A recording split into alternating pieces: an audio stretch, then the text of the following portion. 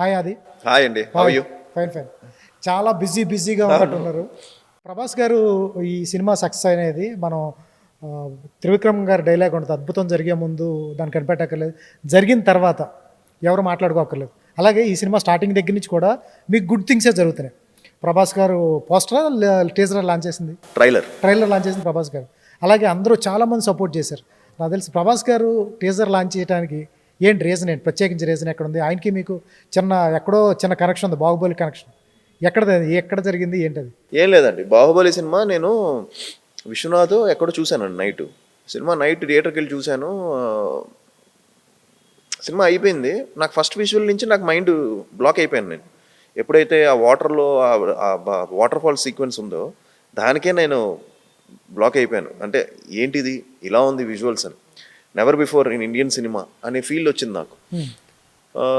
అది నాకు ట్రైలర్ తీసుకొచ్చింది, బట్ ఓవరాల్గా బాహుబలి చూసినప్పుడు అది తీసుకొచ్చింది నాకు. కట్ చేస్తే సినిమా అయిపోయింది, అక్కడ చాలామంది వచ్చి సినిమా బాగాలేదన్నా మీకు నచ్చిందా అని అడిగారు. సినిమా బాగాలేదన్నారా? సినిమా బాగాలేదు మీకు నచ్చిందా అని అడిగారు. ఓకే, లేదు బాగుంది, ఏంటన్నా ఎండింగ్ అలా ఉంది, ప్రభాస్ గారిని ఏమో కొంచెం డౌన్ అయిపోయినట్టు చూపించారు, ఇలాగా కొంచెం మాట్లాడారు.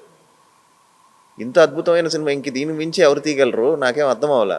మార్నింగ్ లేచిన తర్వాత 7 o'clock 8 o'clock లేచిన తర్వాత మొత్తం చాలా డివైడెడ్ టాక్ చెప్తున్నారు. ఏంటి మనం చూసింది బాహుబలేనా, ఇది వీళ్ళు చెప్పే టాక్ వేరేనా, లేకపోతే మనం చూసిన సినిమా తప్పుగా చూసాము, మనం ఏమన్నా తప్పుగా అని చెప్పి ప్రసాద్స్లో బుక్ చేసుకుని PCXకి వెళ్ళి చూసా. మొన్న చూసిన దానికంటే ఇంకా ఎక్స్ట్రాడినరీగా నచ్చింది నాకు. ఇంటికి వెళ్ళి ప్రభాస్ గారు కాల్ చేశా. వంశీ గారు కాల్ చేస్తే పక్కనే ప్రభాస్ గారు ఉన్నారు.